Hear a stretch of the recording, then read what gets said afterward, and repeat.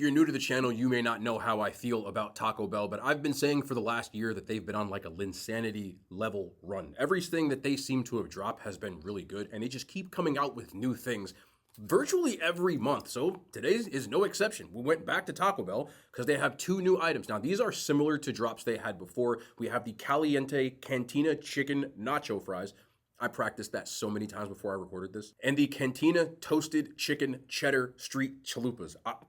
First take on both of those, bro. I'm actually so happy with that. They're very similar because they had street chalupas before, but these have a toasted cheddar. I feel like this is going to be a slam dunk if you ask me. As are the nacho fries, which are back again because they always come out back and forth. I also did get their Caliente Cantina Chicken Crispy Taco. Man, 3 for 3, I'm sorry. Because I never actually posted it to my YouTube. I had a brand deal which didn't allow me to post a review on those before, but I really did like it, so I'm doubling down. I'm going to have it again today. And because my birthday was this past month, in the beginning of it, they gave me a free Doritos Locos Taco because I used the app. So that is what's on the agenda today. Drop a thumbs up, like, subscribe, and all of that cringy YouTube stuff that we all say, and let's get into this video. Let's start out with the Caliente Cantina Chicken Nacho Fries. It's always their loaded nacho fries, which look very similar. The difference with this one is, other than the fries, they have their Caliente Cantina sauce, and then they have some Fiesta strips. But other than that, you're looking at some shredded and nacho cheese, roasted chicken, and then their sour cream. I didn't know this, but all of their sour cream is reduced fat. That's just what they serve. Just a little FYI. Caliente Cantina Chicken Nacho Fries. These places really need to find shortened names for this. There you go.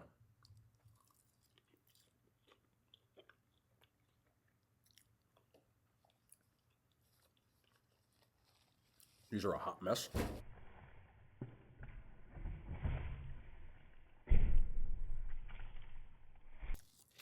These are a mess.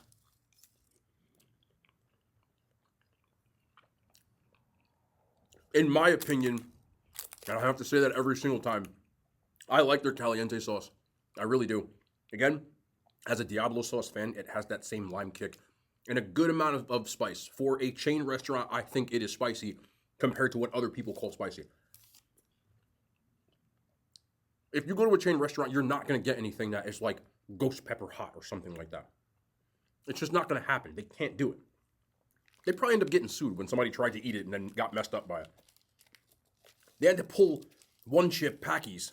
The one chip challenge had to pull it out of 7-Eleven because idiots kept eating it. They had to pull it out of the stores.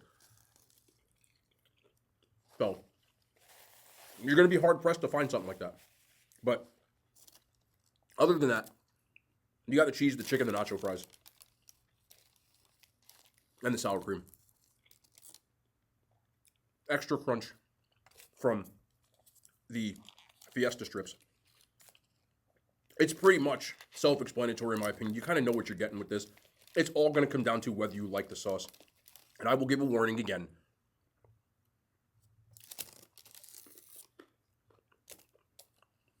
If you're a person who thinks Diablo sauce isn't good, I don't think you'll like that sauce.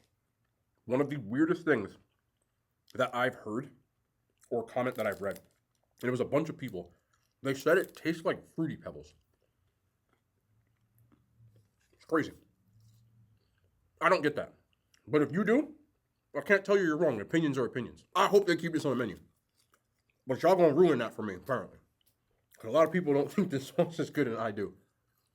They didn't get rid of Diablo. Please don't get rid, or bring back a dish of hot sauce at the very least. Because those two are really good to me. So we'll do these together with the Cantina Toasted Cheddar Street Chicken Chalupas or Steak Chalupas.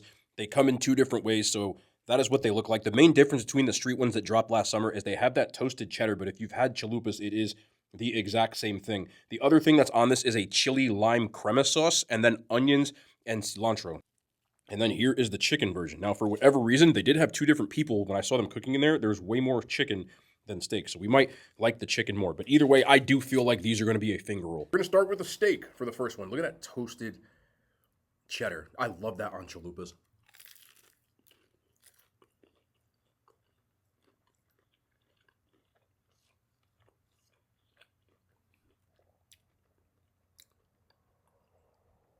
The chili lime crema to me, again, is really good. Again, it's a chain restaurant. But that toasted cheddar, toasted cheese it tastes. The chili lime crema to me honestly just tastes like sour cream with a hint of lime in it.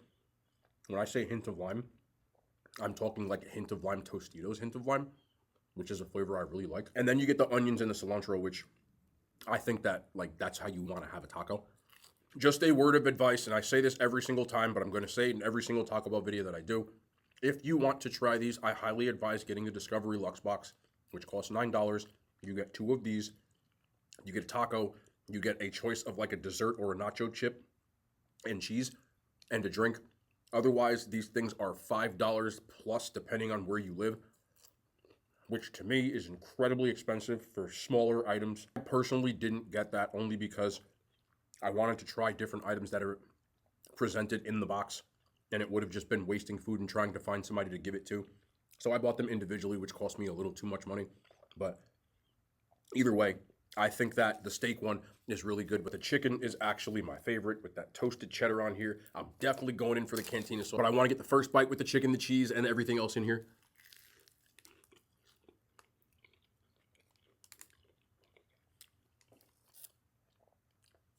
Chicken is a winner for me.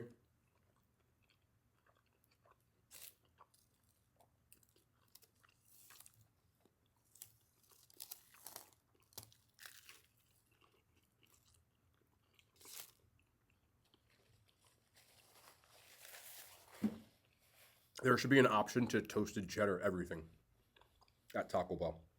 Because that toasted cheddar chalupa, toasted cheddar anything, I just really like that burnt on cheese.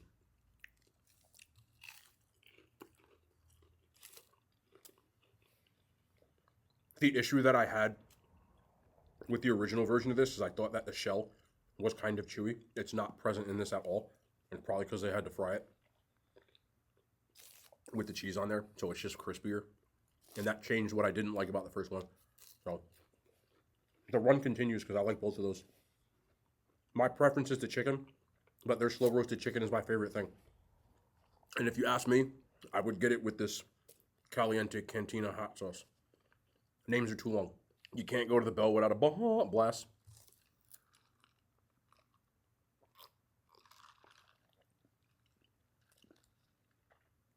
The ones they sell in a bottle, they just don't do that. I honestly was extremely surprised when I posted about this on my TikTok that people really didn't like this. This is the Cantina Chicken Crispy Taco. A lot of people don't like this Caliente Cantina sauce, and I genuinely love it.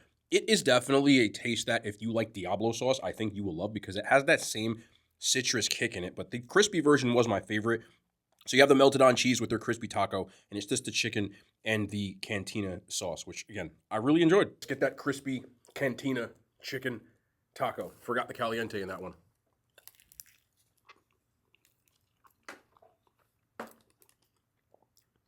I'm surprised people don't like this. I think it's delicious. Like, again, I am a Diablo sauce guy. And that's a pretty divisive thing at Taco Bell. Every time I put Diablo sauce on my food, I would always get people saying, like, they don't like it at all. So maybe that's why. But I think it's hotter than any sauce that they have. And it reminds me of truff without the truffle flavor to it and more of a lime flavor. But the consistency does. So this is one of those things. Everybody has different taste buds. And nobody here is wrong. I just think that people, when they don't like something, they just think you're lying, which I talked about yesterday, but I'm not lying. I think stuff's really good.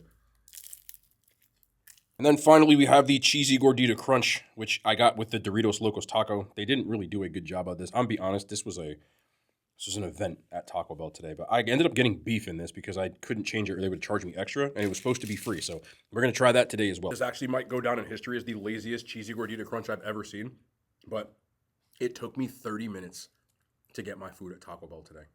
I think they were trading a bunch of people, and it was a mess.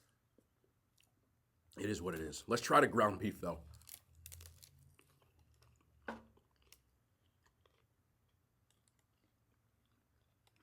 I really don't like the ground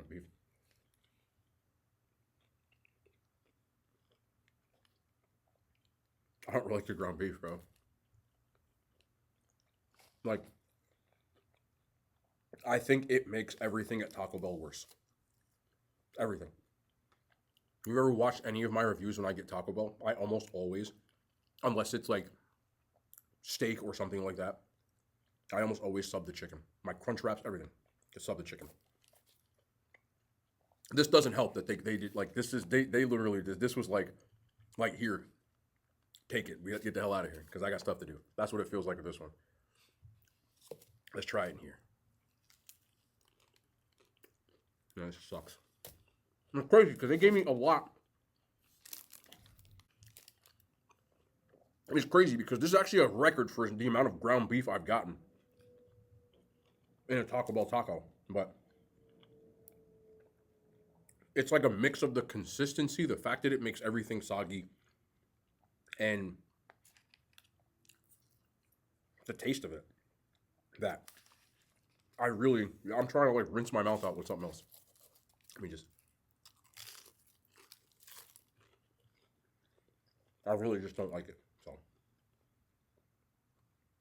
that is a sad excuse for a cheesy gordita crunch. When it comes to the menu items today, it was a new thing. Of course, anything that's new, we're gonna do. There was a comment in yesterday's video which I pinned because I thought it was hilarious.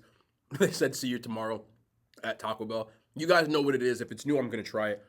These are just tweaks to things they already had before. If you liked the first variation of it, you'll probably like this one. Just keep in mind that a lot of things they've been doing recently are more geared towards lime and citrus, and some people don't like that from Taco Bell. So if you don't like their Diablo sauce, like I said a bunch of times, because someone's going to do it anyway, don't get these. Get the other variations. But other than that, I'm a person who does. I like both of these, and toasted cheddar for me is just all day. Now, I'm going to make an entire video about this on my second channel. I have my first setup done already, which I intend to start recording over the weekend, but I'm sure a lot of you have seen the viral video. I'm sorry, I can't stop laughing. There's a dude that has his morning routine, and of course, it went viral because it's absolutely outrageous. And personally, I think he made it that way because to make it go viral. But a couple of pointers from the videos, if you haven't seen it, just type it in on the in Google, it'll pop up. The dude wakes up at like 3 o'clock in the morning, and he just splashes his face into some sparkling water, jumps in a pool, and then he's on a phone, and then he rubs a banana on his face. And I think he did this too for the same thing. So I'm not saying this to insult the person who did it.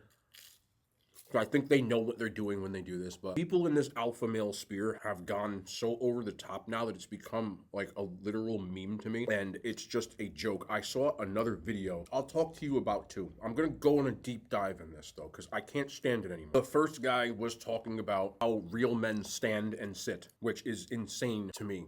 If you have to listen to another man on how to properly walk, stand, or sit down, you need to go back to the drawing board yourself. They're doing more outrageous things because it makes people talk about it, which I get. It's smart. And the second one that I saw, I have to be careful with how I word this, but there was a guy that's why you write scripts for videos like this. There was a guy who's another one of these alpha male coaches that he said that every guy should have a certain pause length to themselves and that there are ways to pause lengthen yourself. And then he said that if you follow his course, that's a part of it.